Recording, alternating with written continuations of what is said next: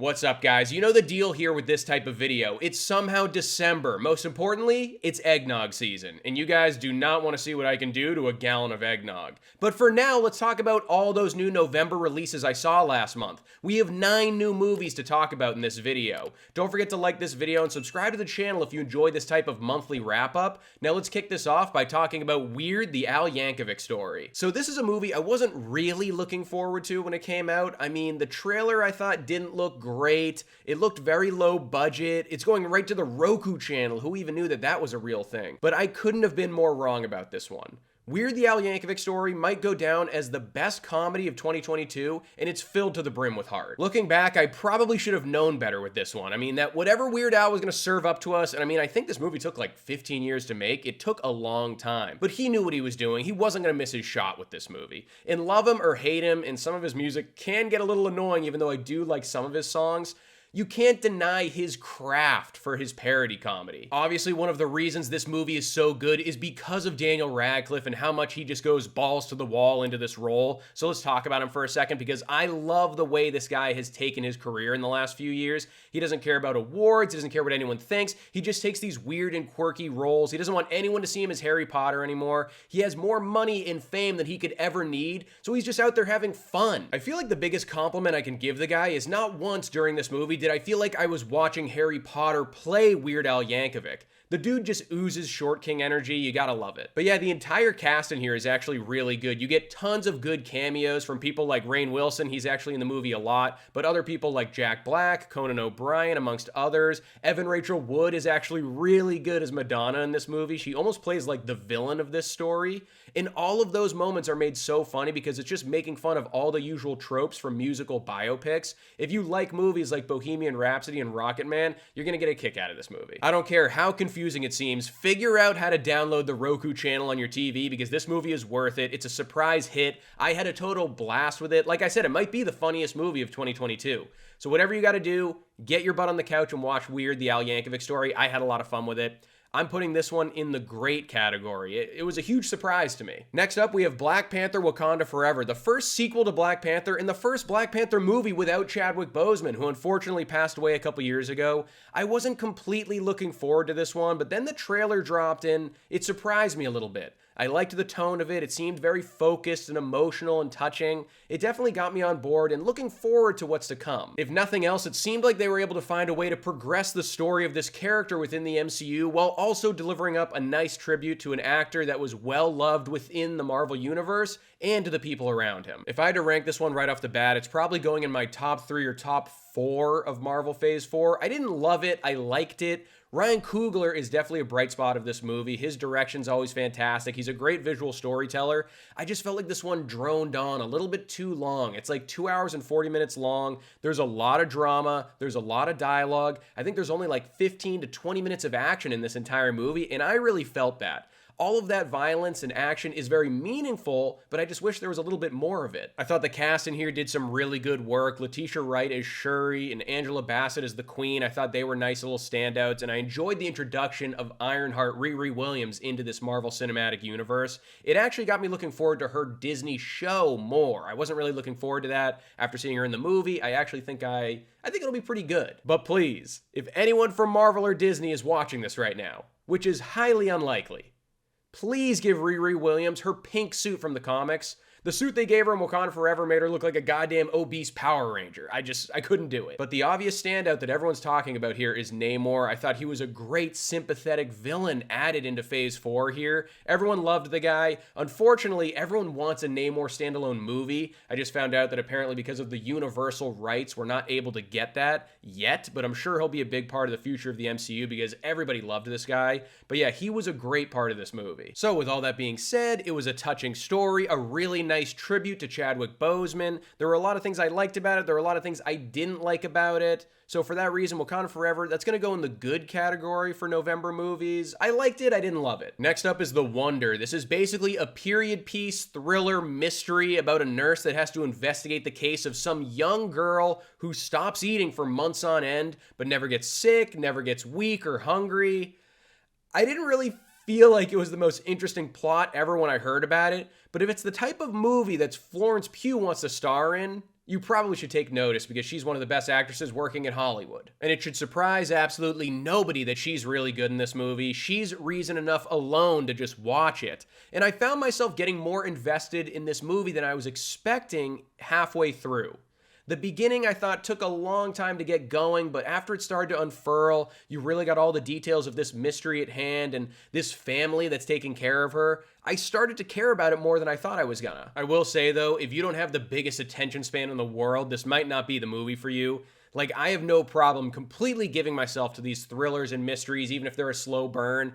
Even a couple times I was ready to check my watch and be like, all right, how much more can they tell us about a girl that just won't eat? But like I said, halfway through, it does pick up, it gets more interesting, so it is a good movie. I'm glad I watched it. Do I think this movie is gonna win any awards, or that I'm ever gonna watch it again, or I'm even gonna remember that much about it in like a year's time? Probably not, but I do think the end result here was pretty good. I'm putting The Wonder in the good category. I mean, Florence Pugh, you can never go wrong. Next up is The Menu, and this is just such a good satire on the world of fine dining, critics, and foodies. If that doesn't get you hyped up to go see this one, I feel like all you need to hear about it is that it's Anya Taylor-Joy going toe-to-toe with an evil chef played by Ralph Fiennes, and it's directed by the guy that does the most episodes of the TV show Succession.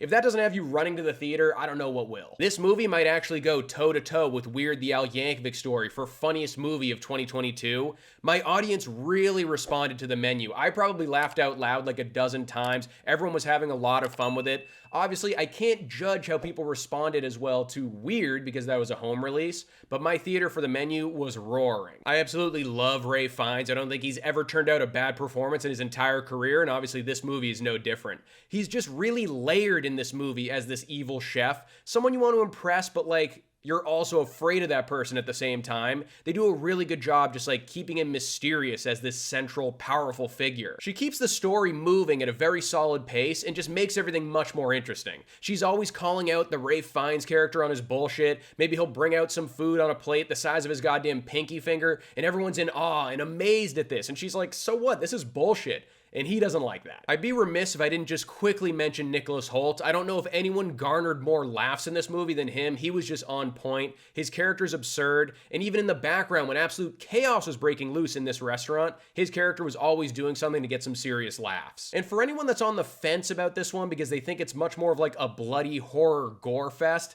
it's not really that. It's much more of like a psychological thriller than anything else. There definitely are those moments of horror and gore, but I mean, I'm a sick puppy. I've seen way more disturbing stuff than this movie. This was one of my most highly anticipated movies of 2022. I'm so glad that it delivered and that people are liking it. It's doing really well at the box office for what it is. I can't wait for more people to see it, and I can't wait to watch it again myself. The Menu's going in the great category for November. Loved it. Next up is Spirited, the new Christmas musical with Will Ferrell and Ryan Reynolds. I can feel the collective eye rolls and sighs from here. But surprisingly, I actually didn't hate this movie. I didn't like it, don't get me wrong, but it wasn't as bad as I thought it was gonna be. Now, I can only speak for myself, but I feel like a lot of people are feeling similarly to me about Ryan Reynolds recently. I kind of have Ryan Reynolds fatigue. I feel like the last 5 or 6 years, he's just been Deadpool, sarcastic, and self-deprecating in every single role that he's taken. I didn't mind the shtick as much in this movie. He's definitely still sarcastic, but he's more mean than he is in those other movies. So it feels a little bit different than what he usually does. It's still not groundbreaking stuff, but I liked him more than I have in recent years. And I feel like I'm burning a lot of bridges here when I say this next part, but I'm convinced that Will Ferrell, isn't ever gonna make a great movie ever again for the rest of his career. He's such a legend at this point that he's rightfully so just mailing it in. He doesn't need to be in these groundbreaking comedic projects anymore to make him a legend. He's already left his mark on Hollywood and comedy in general. But I do think he actually gives his all in this movie. It seems like he's trying pretty hard, and I've always said, he has a legitimately, really good singing voice. To this movie's credit, though, I do think it was a pretty fun and modern take on the Charles Dickens A Christmas Carol. That story has been beaten into submission and retold so many times, so to see it done in this kind of new, fresh way, it did work for me in that sense. Now, there's plenty of stuff that also didn't work for me as well. I feel like it's definitely way too long. There's probably one or two too many musical numbers, and it definitely gets repetitive towards the end. I feel like they were just telling some parts of the story that didn't really need to be delved into. Like, we understood what was going on. It was all inferred. So it's definitely a mixed bag. I'm split down the middle. I'd be lying if I said I didn't listen to a couple of these songs a few more times on Spotify after finishing this movie. There's definitely some catchy stuff in there that I liked, but it's just going to end up being a forgettable Christmas movie at the end of the day. I don't think it's going to become a classic. I don't know if I'm ever going to rewatch it. Like I said, it gets tired after a while. This is going in the fine category for November. Take it or leave it. Next up is the Guardians of the Galaxy Holiday Special. And I've said it in previous videos before, it's pretty much a guarantee that all of these characters from this band of fools is not making it through the next Guardians movie that's coming out next year. So any extra time we get with these characters that we've come to love over these last two movies that they've had, I'm going to welcome with open arms. Now, I didn't really know what to think of it when it first started. I don't even want to use this word, but I almost felt like it was a little bit cringe, those first opening minutes with that animation. It was just very crude looking and looked like it was kind of just thrown together. I don't know, but if I had to guess, there must have been scheduling conflicts or something. Like, I feel like James Gunn would have wanted to make that live action with Michael Rooker coming back as Yondu. I mean, I know I would have loved to have seen him again in the flesh, but what we got was this animation, and it bummed me out a little bit. But once we got past that opening, I started to dig it way more. Once we figured out what this story was going to be and who it was going to focus on, it's very much a Drax and Mantis story at its core. I always loved Drax. I think Dave Bautista is the best wrestler turned actor that we've ever gotten, and we get to let Mantis shine in this story when she really has taken a back seat in the previous MCU entries. It seems that like the reoccurring theme right now with these Marvel special presentations that we're getting is like I'm enjoying them more than the actual Marvel shows this year. I feel like there's just more room for creativity. They're letting the directors do whatever they want just because it's like an hour. Like, how much trouble could they get into, basically? So this and Werewolf by Night, I mean, I was pleasantly surprised with those. So yeah, I mean, there's really not that much more to say about this one. It's a very small, self-contained story. It's emotional, it's heartwarming, it's funny. There's got a lot of Kevin Bacon, which I always love to see. I'd be shocked if Kevin Bacon doesn't show up again as himself in Guardians 3. It's really short and sweet. There's not a ton to judge here, but it made me laugh. I enjoyed watching it. It's a little touching Christmas story to get you into the spirit. So Guardians of the Galaxy Holiday Special, I'm going to put that in the good category. I enjoyed myself. Next up is Bones and All. Luca Guadagnino is a sick puppy for putting this movie out right near Thanksgiving. I mean, no one eats more than on this holiday, and he just goes and puts out a movie about cannibalism. You gotta respect the move there. But as to be expected from a movie by this guy, I mean, it looks really good. It's structured really well. It's expertly filmed. I really enjoyed the way the story itself is set up. It's kind of like chapters in a book, except it's not separated by numbers. It's separated by the states that our main character travels through. I'd never seen a movie with Taylor Russell in it before, and she definitely impressed me here as our lead. She plays a good, realistic portrayal of a teenage girl that's going through this weird thing and has this condition that's happening to her, but also needs to adapt to survive in this hostile landscape she unfortunately puts herself in. Timothée Chalamet has been growing on me more and more every time I see him. He plays a good companion to our main character. He definitely plays more to type in this movie. He's his usual moody and mysterious self, but I feel like it works, and he gets a lot out of our main character, and they have good chemistry. And even though I dug their chemistry, there were some aspects of their love story and their connection that didn't totally work for me. There's a very clear and obvious, disgusting connection between these two characters. I mean, they're two cannibals on the run, so I just wish that there was more meaningful dialogue between the two of them. I just felt like some of the scenes were very slow, and they lingered way more than they needed to, and I also felt like the stakes weren't as high as they could have been. Like, we know our main character is a cannibal. She has to move from town to town to avoid detection and just keep on with her weird way of life. But I never felt like from an authority point of view there was anyone really hunting her down or looking for her. Maybe in the background, if there was some kind of subtle police or detective character that was on her tail, it would have upped the intensity of the story and this whole journey for me. I don't think Bones and All is able to reach the heights of Luca Guadagnino's other recent movies, but it's definitely still one of the better and more unique films of 2022. The performances are awesome. I haven't mentioned him yet, Mark Rylance. He's chilling and fantastic in this movie. He's probably one of the best parts, and he brings that horror and gore aspect to this film. Even though it didn't completely work for me, this is still the type of movie you should be trying to support in theaters if you're interested in it. So for me, Bones and All is going in the good category. There's still a lot of really nice stuff in there and interesting ideas. It just didn't really hit a home run for me. Next up is The Fabelmans, and if you're someone that's ever gotten a group of friends together when you were younger to make your very own home movie with no budget on a crappy camcorder, The Fabelmans Fabelmans was basically made for you. It's a movie lover's cinematic nostalgia trip. This movie is Spielberg's passion project about cinema, family, and art. And on top of all that, it's just an entertaining and emotional coming-of-age story.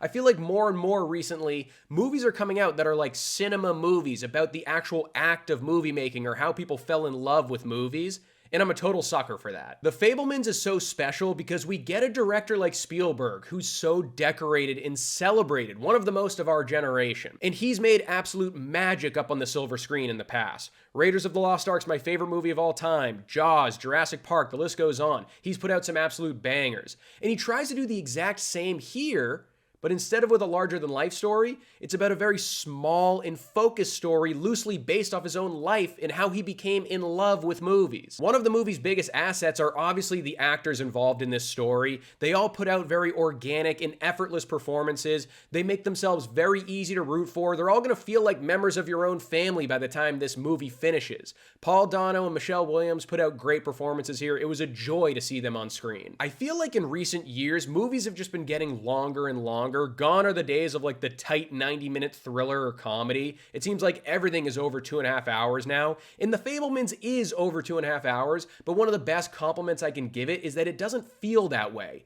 The story's very engaging. All of the characters are very endearing and you feel a close connection to them. I didn't really want it to end. All the aspects of this movie are very well done. I don't know if I would particularly say that any of them are great, but it's kind of like a jack-of-all-trades type of situation. I mean, it's a Spielberg movie, so you know it's going to be handled with care. It obviously doesn't reach the heights of Spielberg's best movies for me, but it's probably one of the best things he's put his name on in recent years.